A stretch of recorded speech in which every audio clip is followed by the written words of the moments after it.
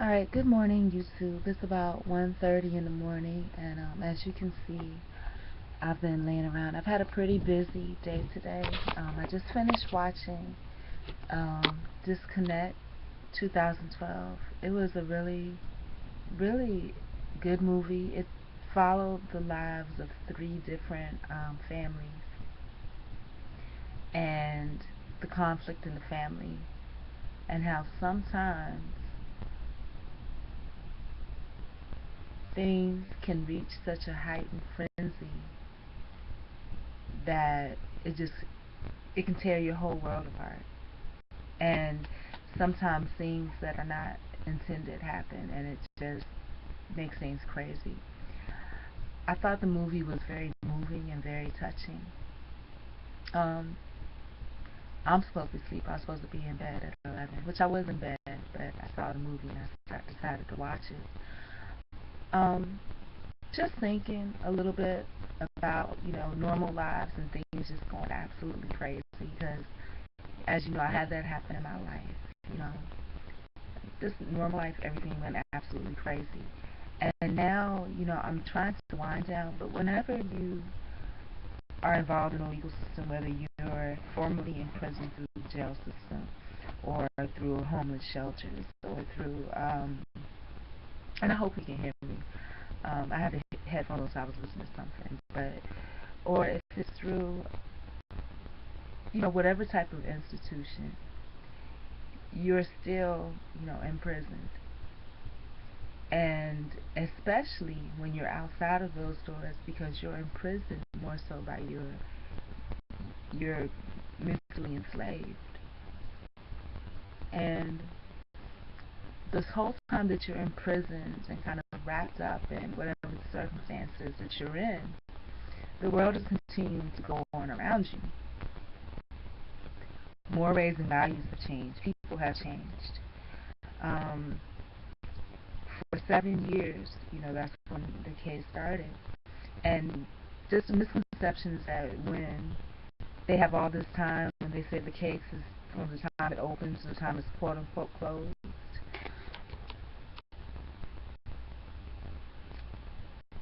the misconception is that there's actually work being done to investigate. Once it's been determined or set in somebody's mind, it's all based on perception. It's whatever's easier for them. Um, that's what it is. That's what they go after. They don't go after anything opposing that.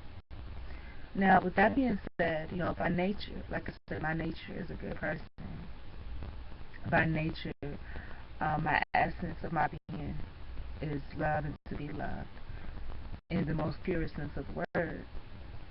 Now, I have a conflict sometimes because wisdom versus showing love.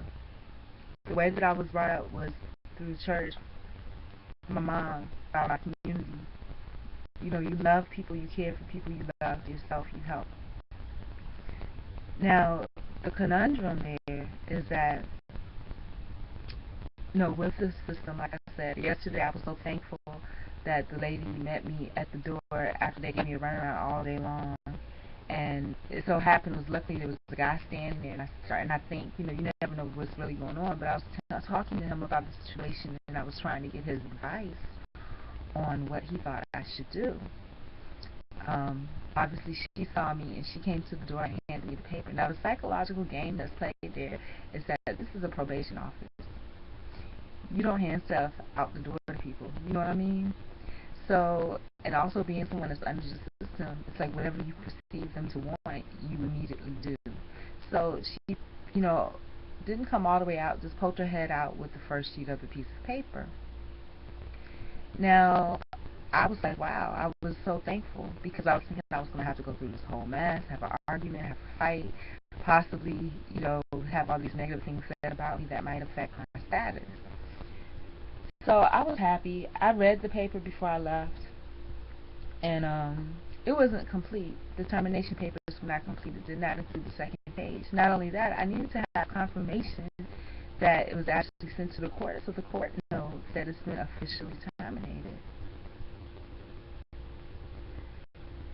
Now, I'm disappointed in myself, I can't be mad at anyone else, but I've been trained by the system, and the system not only the legal system and all the subsidiaries, meaning the court system, the false attorneys, the homeless shelters, all those things that work together, you know, with the government for that.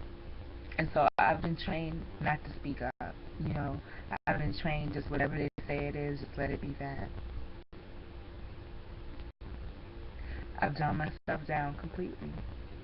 And so where my reflex would be to be intelligent and make sure that you get things done the first time.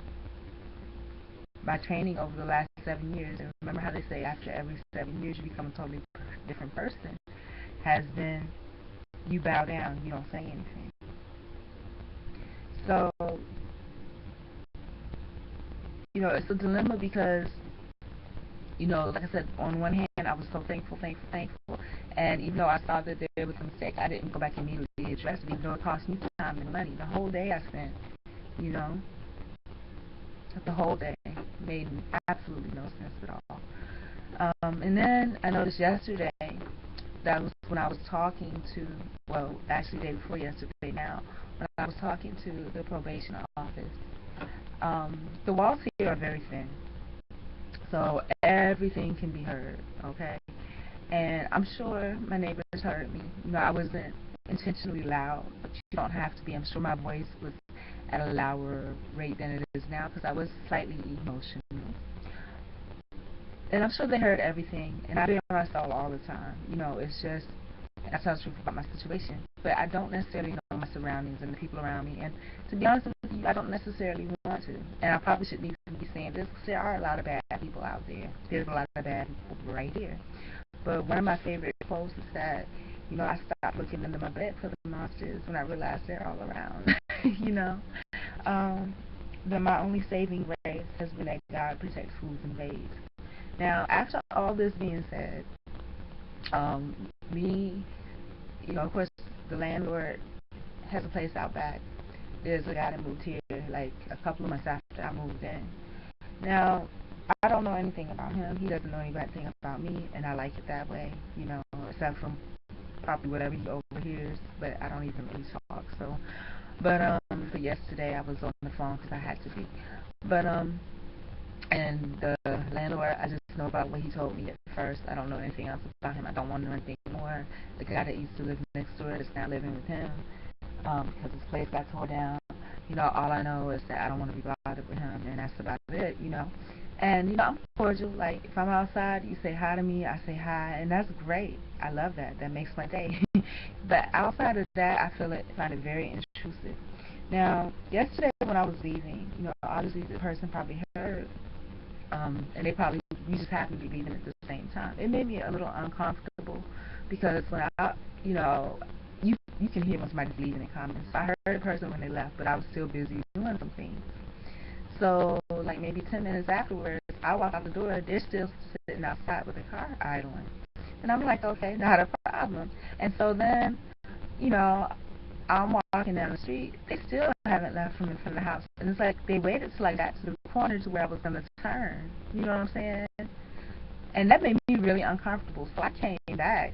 You know, I came back because it just made me it made my skin crawl. It made me very uncomfortable. And, you know, I don't look at this person. You know, I have a idea of what he looks like. I don't look at him. I don't pay attention or anything like that. So me, the nice part of me, as always, I try to think the best. Well, you know, perhaps he was concerned and he did overhear all that, and maybe he was like, oh, let me be nice and see if I could give her a ride or something, you know, which I would have said no because I don't accept rides. But it was just weird, you know, and I don't know what his relationship is with the landlord. They could be related, they could be friends. Who knows? You know, maybe the landlord told him to watch and see, you know, if I leave and if he see me leave or something, to call him and let him know. I don't know what's going on. But it was weird. Like I said, he sat out there 10 minutes, you know, because I was like, I'm going to leave right now. I sat out there 10 minutes. I came out. He sat there and waited till I got to the corner. Then he left. And then I came back to the house because I felt really weird. And at first I didn't want to because I knew my bus was coming right then. But I came back, and plus I had a couple of things I needed to pick up anyways. Now, so that evening, like I said, you start to see people's schedule when around, you know. That even, you know, I decided I want to get some fresh air, and I felt a little comfortable, so I was like, I knew it was about the same time, and previously we tried to respect each other, and like, if you know somebody's out there, you just kind of wait until they pass, and then you come out, you know what I mean? But I was like, part of me wanted to confront him and be like, why were you sitting out there like that? That made me uncomfortable. But then the peace part of me was just like, don't even say nothing, you know. So I didn't, and the person said hello and went on in. Now, that means nothing. I mean, the guy that kidnapped all those 4 or 5 girls or whatever, you know, everybody loved him, even though he was just locked up and had boards on his whatever.